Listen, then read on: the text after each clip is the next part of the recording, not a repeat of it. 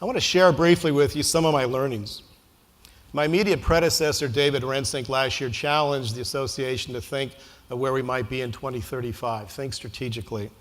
There's a lot of aspects of that we need to consider, but I think the most critical one is with long-term membership trends. This year I've heard a lot of different members express opinions about future membership without really looking at the data. So what I'd like to do in the next few minutes here is spend some time looking at the data and review the programs that AAPG have implemented during the past decade to look at our membership trends. And finally, where might AAPG be in the future? Slides I'm going to show you illustrate our long-term trends in terms of membership since 1979 and what the implications of our policies have been. And I want to recognize Vicki Bagley, Matt Randolph, and David Lang for helping prepare these slides. Now, the first slide that you have up there, you might recognize this. This comes from the book, The Little Prince. And at the start of the book, he talks about drawing a boa constrictor while digesting an elephant. And when he draws this picture, the adults look at him and they don't understand what he did. So he drew another picture. The shape of this roughly mimics the shape of our membership when we start to plot them on graphs. And it also serves as a wonderful metaphor for our efforts in terms of trying to increase membership.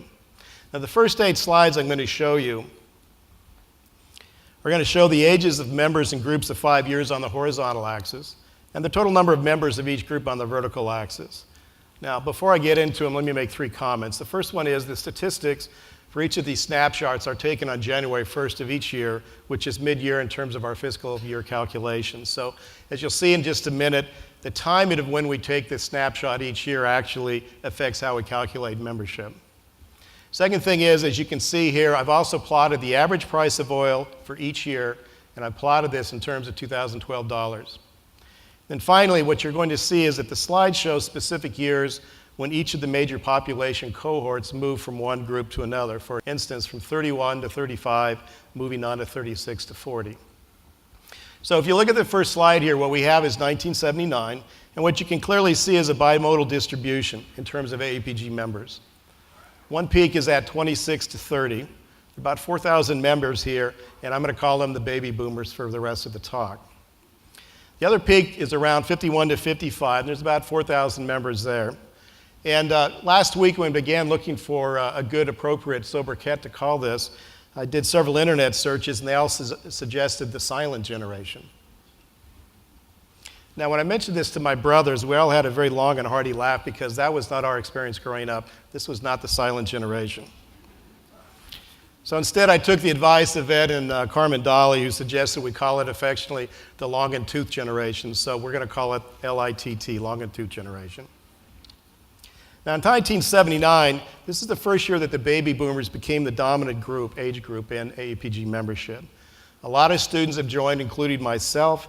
At this time, we had rising oil prices between 1973 and 1978, and extensive hiring also associated with the rapid expansion of industry. If we move forward to January of 1983, price of oil was about 66 barrels, and what you can see is that the baby boomers group, which remains at 26 to 30, has now grown to nearly 9,400 members and an increase to 5,400 members in 4 years. If you look at the long and tooth generation, there's no change in terms of their total numbers, but what you can see is there's been a movement from the 51 to 55 group up to the 56 to 60 group. At this point, the price of oil had dropped a bit from its peak, but it still was a fairly robust industry. If we go to the next slide, this is January of 1987.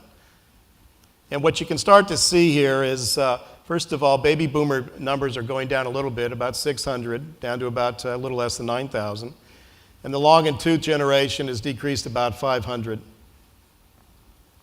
You can see that also the baby boomers have moved age groups, so now they reside in the 31 to 35 group. If we go to January of 1991, again, the baby boomers numbers are decreasing 900 from 1987, and the long and tooth generation numbers have decreased by about 500 to 1987, from 1987. Again, there's been a movement. The age group has moved from 36 to 40. And in terms of the long and tooth generation, they also have moved now into the 61 to 65 group. Let's move next to January of 1996. Decreased in numbers by about 900 from 1991 down to about 6,000 members. And if we look at the longitude generation, down about 300 from 1991. And for both of them, their cohorts have moved from, in this case, from 41 to 45, and then also from into the 66 to 70 group here. So we move forward to 2001, January of 2001. What you're starting to see is the graph is starting to be unimodal, but we have two significant plateaus on there. Baby boomers have moved to the 46 to 50 group here, decreased slightly in numbers. Longitude generation down about 100. They've also moved in terms of their age group into the 71 to 75 group. But you're starting to see that our 21 to 25 numbers have increased, in fact, 700 from 1996. Interesting trends are beginning to evolve here. Now, as we move forward to January of 2006, what you can see is that, again, the baby boomer numbers are decreasing down about 500.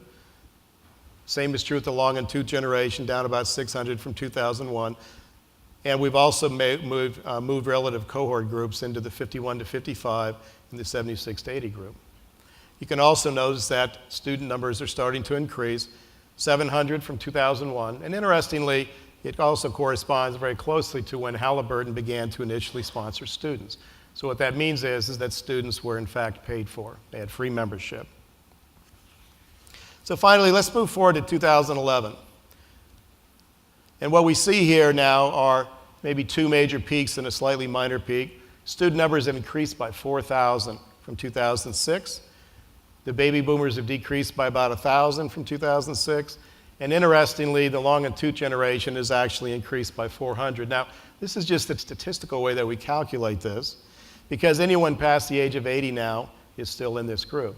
It's actually pretty significant that we have that many people in the group. I think that's actually quite admirable. Now, if you take a look at this, you'll get the idea that the students, in fact, are very ably replacing the baby boomer generation here, but the appearance is a little bit deceiving.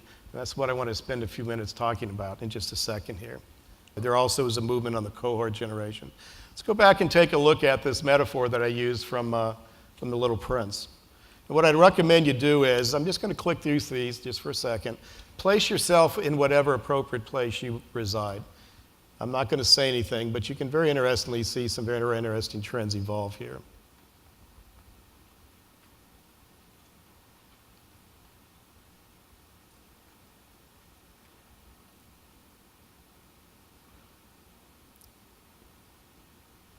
Well, I think the graphs speak for themselves. A couple of more trends here. On this plot, what I've put are the distribution of baby boomers in the longitude generation, but I've changed the x-axis so what we're looking at are years here.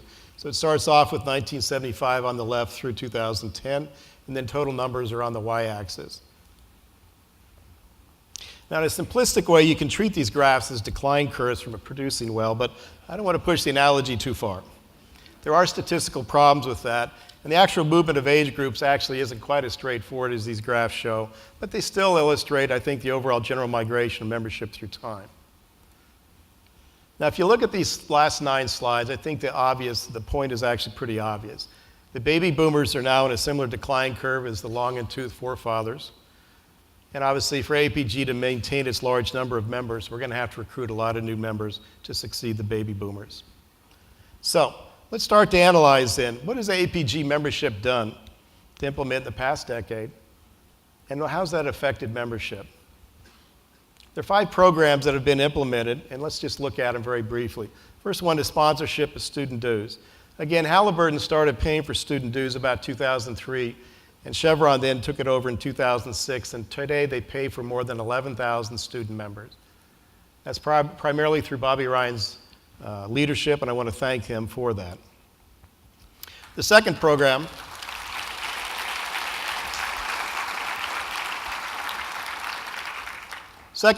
for those of you who just sat through the Imperial Barrel Awards, I think you understand that it's become one of the premier programs for geoscience students around the world. And that's Steve Veal's leadership and his committee, and they've done an absolutely fantastic job. This year's competition, yeah, please.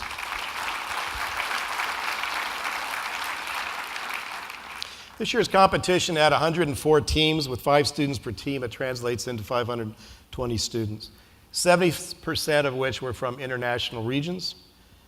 Participating in the IBA helps lead to commitment to AAPG. Last year, 53% of the members of the IBA teams became associate members, in contrast to overall 9% retention. The next program that has been here for many years is the Grants and Aid program that is done through the foundation. This program supports student research, and this year we gave $185,000 in money awarded to 84 students. Last year, only 32% of the students received grants, became associate members, so clearly we have some work to do to maintain their membership. The fourth thing that's happened in the last 5 years is the Young Professional Student Membership Committee.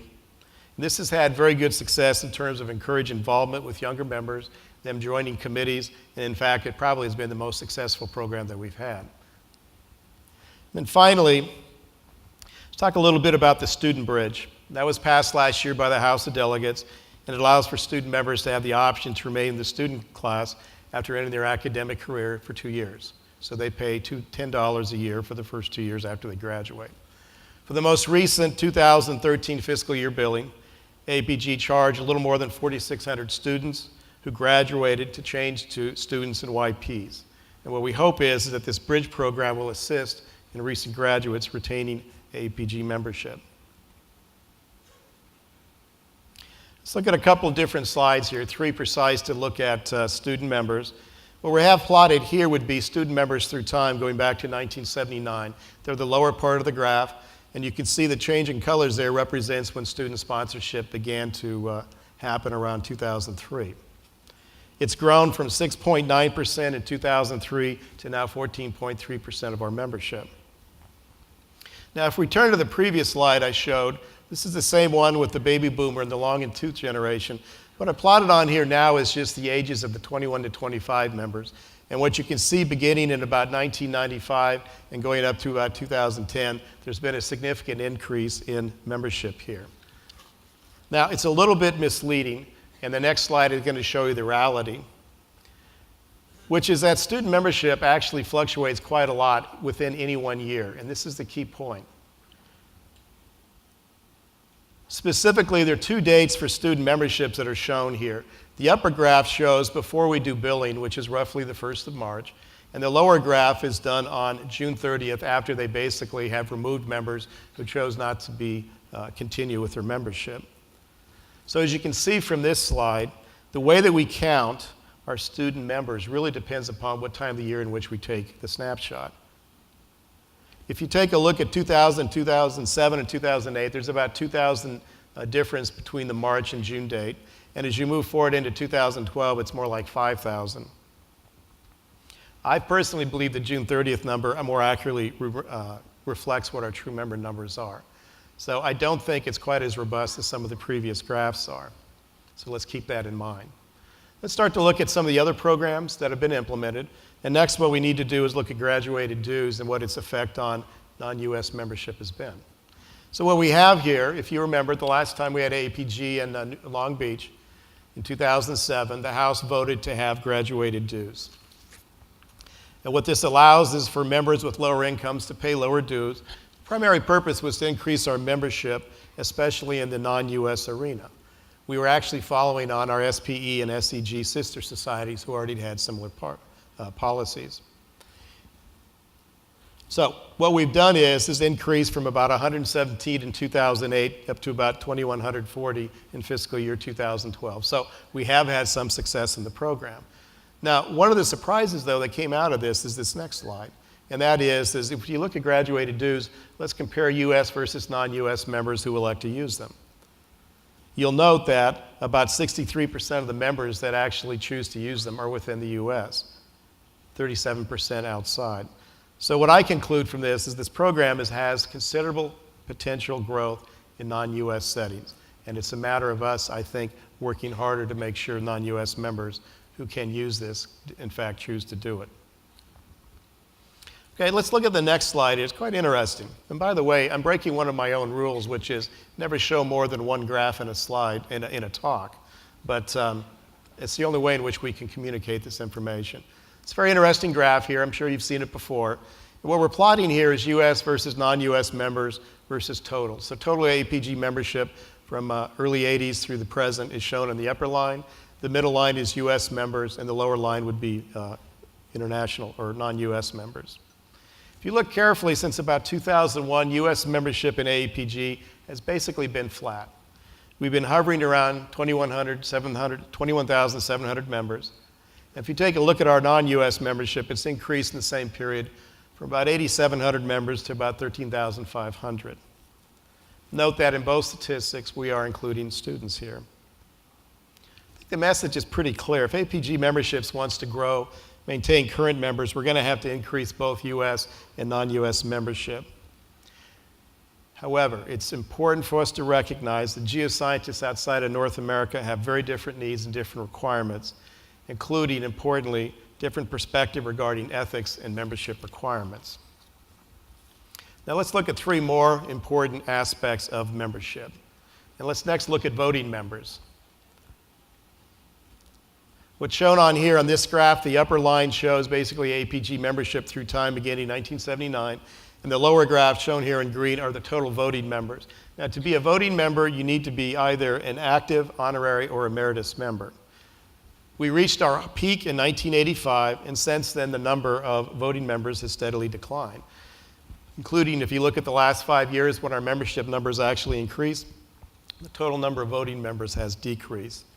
So clearly there's a large number of associate members that have not converted themselves to active, and I think this affects the election of APG membership if only active members can vote here. So I think it means we're becoming less participatory, at least in terms of voting, and possibly less representative. I think there are two solutions here. One's to increase international active membership and or change the structure, one of the two. AAPG staff has been working on identifying associate members who appear to be qualified to move to active membership, and they're engaging this. I think is important to make us more participatory. Let's talk about female membership in AAPG next, and that's what's shown on this slide. Again, the upper line shows total membership, and the lower line shows percentage of women between 1986 up to the present. Now, if you look very carefully, membership overall decreased in terms of women from 86 to 95 between about 10.6 to 8.3%, and it's slowly increased since then up to about 1/6 of our membership today. Now, as part of the workforce in the U.S., and I'm talking total workforce, the trend is toward women comprising more than 50% of the workforce today. And it's worth noting that women now earn almost 60% of all bachelor's degrees in the U.S., not in geology, but everything, and more than half the master's and PhDs.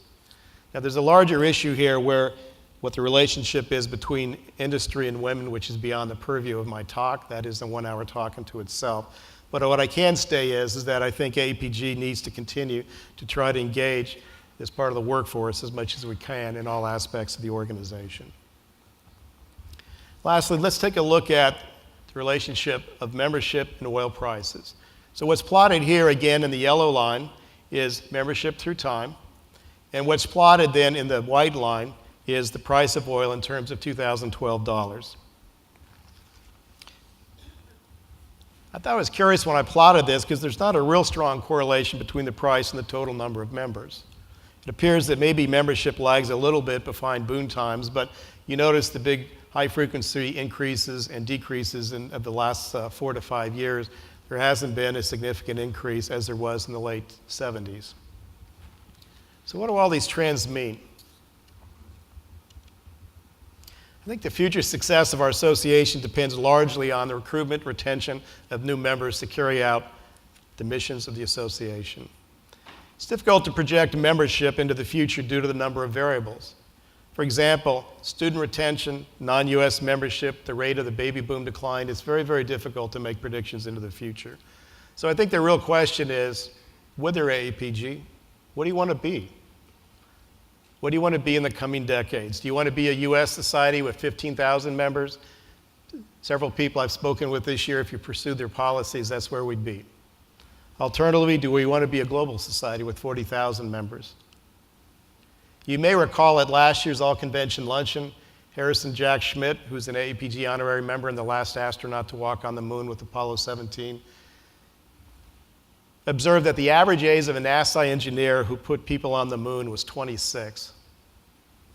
I think that's a wonderful metaphor for what AAPG's future is. And for my travels this year,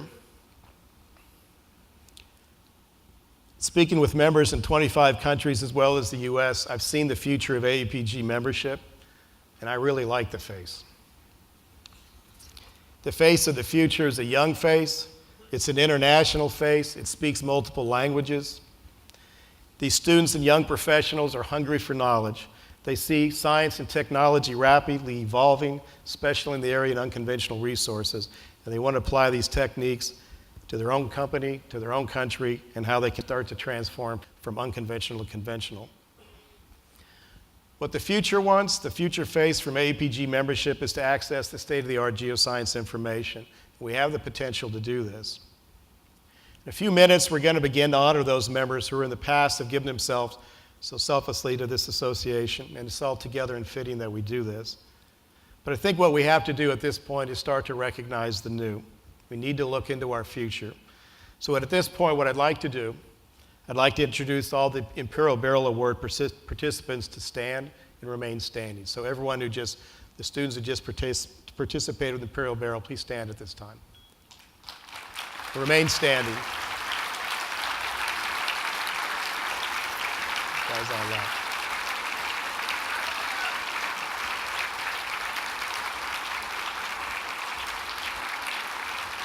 Okay, that's good.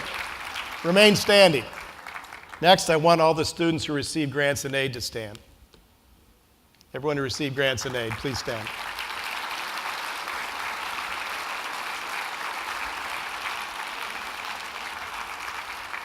Lastly, what I want is all the rest of the students and young professionals to stand. Please stand and remain standing.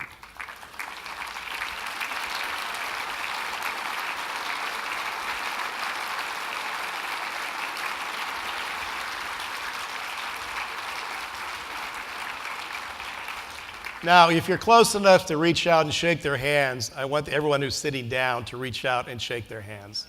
Okay? Please do. You're looking at the future of AAPG. Go ahead, they're not going to bite you. They're young, they're good looking. The handshake is both physical as well as symbolic. You can sit down now. I believe Mark Twain observed that there are two essential skills to be successful in life: confidence and ignorance. They possess ample supplies of both, as well as we all did and probably still do. So what I'd like to do is spend just a few minutes now summarizing the key learnings and recommendations for increasing membership and I think improving the overall health of the organization. First point I want to talk about are companies invested in universities globally. In nearly every country I visited this year, I was really surprised by two things. First was the students expressed their frustration about the lack of access to AAPG scientific information. Not all universities can provide access to the wealth of AAPG publications. And the second thing I learned is that there's a surprising lack of engagement between companies and universities. That was almost universal in every country I went. Now there's several reasons for this, but I think the primary reason is the lack of desire on the company's part. So what I encourage companies to do is to do two things. Take the time to go in and give talks and speak with the students at local universities about the profession. Secondly, most importantly, donate a permanent subscription to AAPG data pages so they can give their universities access to all AAPG publications. Here's a scenario. Say your company works in country X, and there's 10 major universities that have broad programs in petroleum geology-related fields, including the IBA program. If the 5 largest companies who operate in that country gave $30,000 each, their combined gift of $150,000 would give the university lifetime access to publications. I can't think of a better investment than that. I've already spoke with the corporate advisory board about this, but I encourage people who work outside the U.S. or even within the U.S. to do this. It's really pretty essential. The divide between the companies and universities has an immediate negative impact on the future of AAPG in terms of building and maintaining memberships, but also on the long-term health of our profession. Finally, I think there's a number of things that AAPG can do in addition to the IBA program, and we're beginning to try to work more towards that, including placing regional lectures, visiting geology programs into the regions. Next thing I'd like to talk about is cooperation with other societies. In the January column that I wrote, I discussed the need for AAPG to increase its level of participation with other societies, because really our members are demanding to do so. So in response, we already have been working on opening a joint office with SEG in Dubai, and that happened in March. And then secondly, in late February, the executive committee of both AAPG and SEG met at the NAPE in Houston, along with staff, and we discussed quite a lot of additional areas for future collaboration. One of the surprising things that came out of that conversation is that staff had analyzed how many members were present in both societies, SEG and AAPG, and the number was surprisingly smaller than what I had predicted. It was only 6%. What that tells me is that increasing collaboration is going to basically increase integration and also increase our potential profit from these events. Another example of cooperation is we're hoping to sign a memo of understanding to do more with the EAGE, and we'll be signing that hopefully in June at their annual convention. It's important to recognize that AAPG's mission does not always align with other societies. However, without more cooperation, I think all associations are going to lose their ground to for-profit organizations who have been flooding the market lately with high-quality scientific conferences. Next point is reconsidering membership requirements. There's been a movement in the last 5 years towards membership simplification that began, and this year it's been led by Jeff Lund and Andrea Reynolds. These are a series of positive continuing steps to make AAPG application experience more efficient in terms of process and also far more welcoming in terms of qualification application requirements. Now, what I learned this year from speaking with members around the world is that, one, they don't understand our reasons for membership requirements, and they think the process of becoming an active member is just unnecessarily onerous. That is one, if not the primary reason for the decline in active membership. When the Southwest Petroleum Association was founded in 1917, there were two primary drivers on that. One had to do with developing a scientific society, but also had to do with professional ethics. And today, as we approach our 100th anniversary in 5 years, I think we need to look forward to what kind of society we want to be and not take a backward-looking picture of what we were. I think we need to look forward into the 21st century, and I would suggest to you that membership is one of the key issues that needs further simplification and reconsideration. Finally, most importantly, I think AAPG personally is entering into a new golden age for applied geosciences due to the confluence of two emerging factors. The first thing is that our science has evolved considerably in the last few years. The move towards unconventional resources has challenged us to rethink many old concepts in terms of petroleum systems, migration, porosity systems, reservoirs, while at the same time pushing us to develop new methods and technologies to explore for. The second thing that's very important is we now have the ability to deliver our scientific information almost instantly around the globe. In the April column that I wrote with Steve Laubach and Ted Beaumont, we reviewed what our ongoing efforts are to improve our abilities to deliver the science. It's going to take 2 or 3 years to make this transformation, but I think this is absolutely essential to our future ability to entice new members, retain current members. And I think with these capabilities, we could reach the full potential of our influence as a professional society globally. And I think in summary, as we honor the past, we also have to begin to bring in the new by embracing the opportunities of the present and the future. And I think our best path forward is the influence that we've already earned and apply it to new learnings to grow membership and long-term health of our organization. I want to thank the association again. Again, this has been an absolutely tremendously successful for me. The support of my travel has been wonderful, and I wish all of you a very successful and enjoyable convention. Thank you very much for your time.